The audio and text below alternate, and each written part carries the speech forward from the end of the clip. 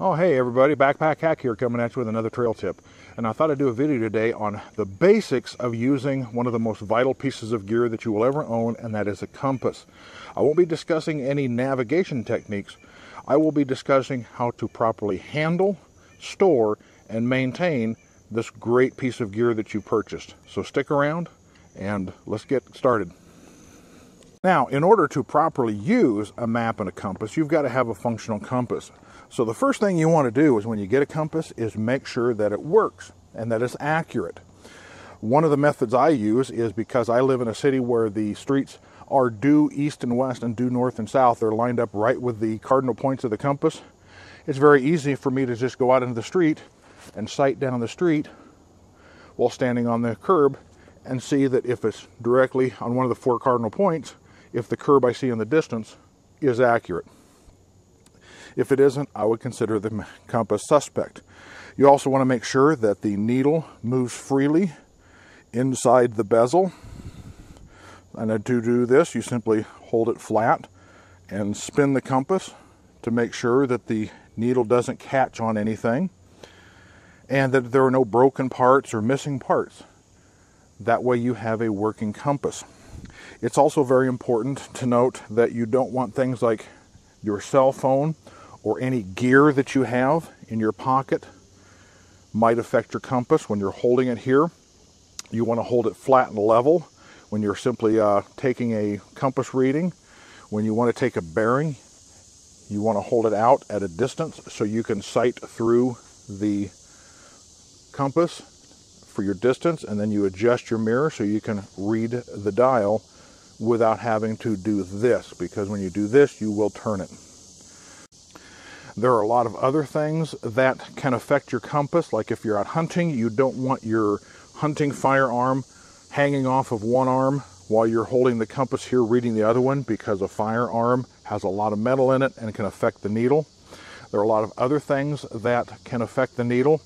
Although a hood of a car or a vehicle is a great desk to lay a map and compass out, even if the hood is fiberglass, you've got a lot of iron down there in the motor, and so that will affect the compass. Make sure you're not wearing things like a watch, a ring, even a pen in your pocket. If it's got a lot of metal in it and you're holding that compass right here, it can affect it a little bit. So hold that compass flat and level out. If all you're doing is taking a reading, compass reading, to see where you are. Not only do you need to be aware of what is on your immediate person and possession can affect what will possibly change your compass reading, but your immediate environment, what is near you that you didn't bring or is there naturally or man-made.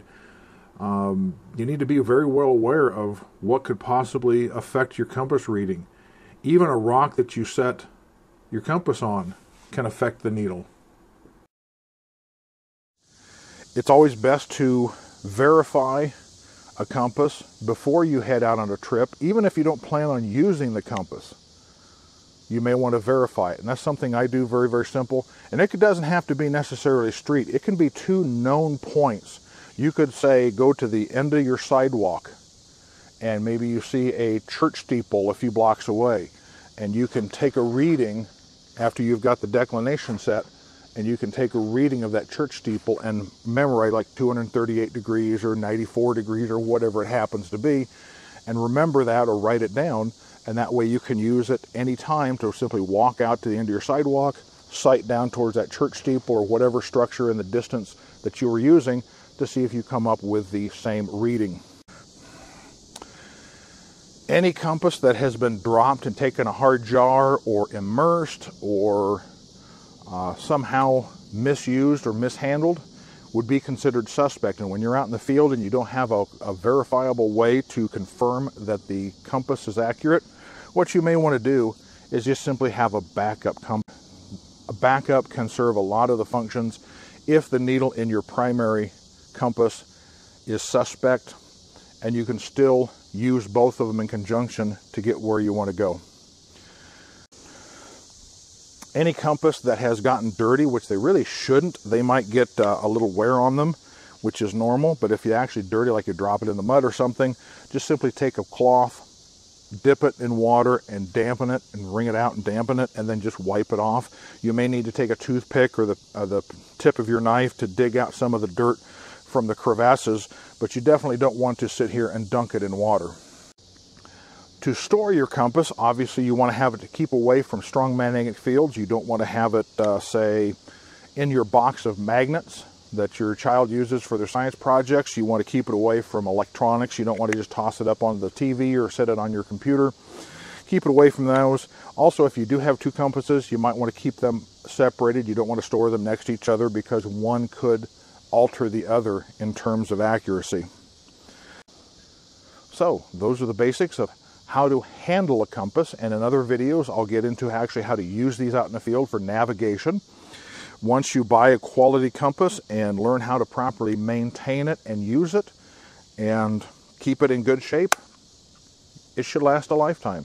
So this is Backpack Hack. I'll see you out on the trail. Hopefully we'll both know where we're going. Be safe out there.